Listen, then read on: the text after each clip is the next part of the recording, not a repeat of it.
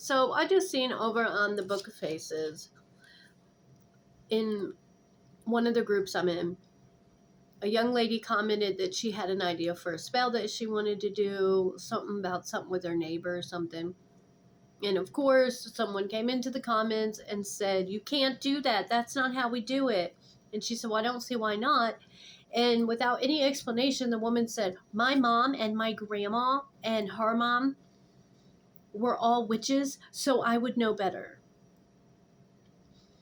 And I have been practicing for 36 years. So first of all, I say this as someone who's been actively practicing and seeking the path for 20 something years. And I say this as someone who had a grandmother who was a pagan, who was a witch and a high priestess of a coven. Guess what? If my mom or dad was a doctor or a judge or a lawyer, I can't walk into the operating room and say, "Hand me a scalpel." I still have to practice. I still have to study. I still have to put the time in to learn what I need to learn. I can't get up on the bench and ask for the gavel and make judgments on people's lives. There is still things that you have to go through. I had to learn for myself about protections, about wards, about ongoing protection wards and instant protection.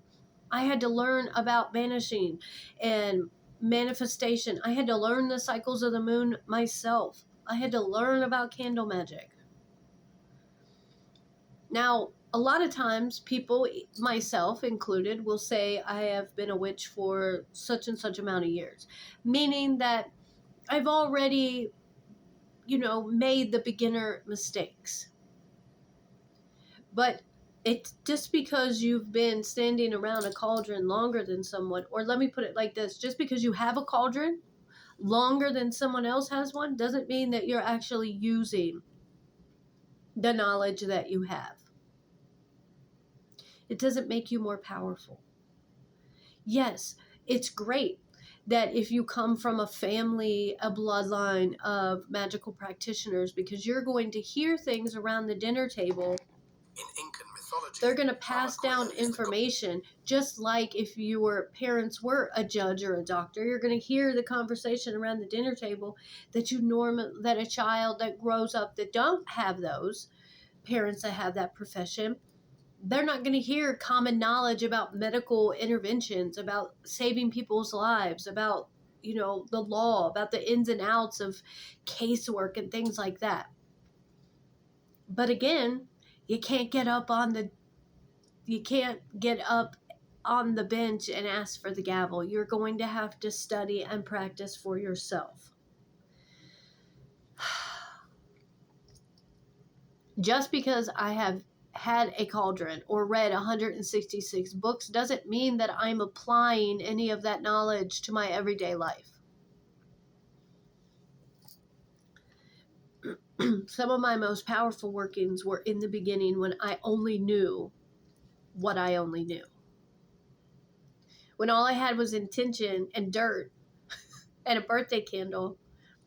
And that is all that I would need if that's all that I would have today. I hope I'm saying this the right way, because I'm definitely not putting down ancestral magic because my grandma was a witch. But that doesn't automatically make me more powerful than someone who just opened up their first book of shadows, who just made their first wand, who just bought their first candle. It doesn't work like that.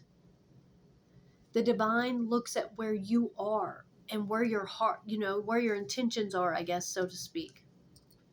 I know that somebody's going to say something about this video, and that's okay.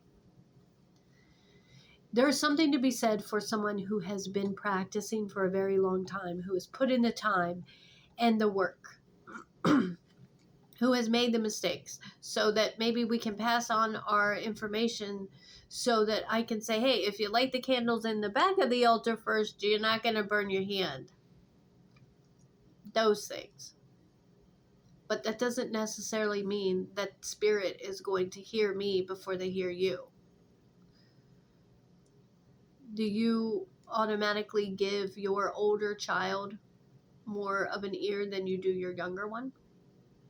They've been on the earth longer. You've been their mom longer. That doesn't mean that you love them more. That doesn't mean that you are going to help them before you help your younger one. If anything, it might be a little bit backwards if we're putting in the tense of that.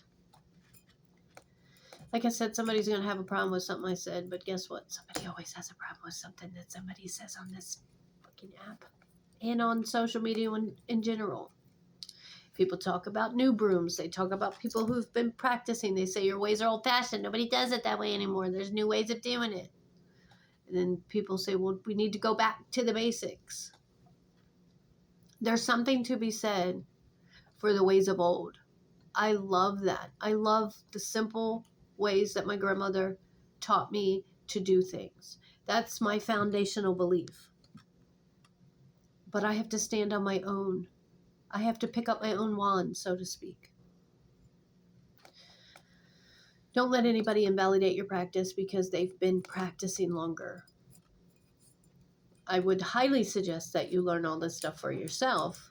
Protections included, mass protections. There are reasons that those of us who have been practicing for a while talk so much about protection, because sometimes we want to jump to the banishing and the hexing without getting our protection in order first. That's just my thought for the day. Blessed be.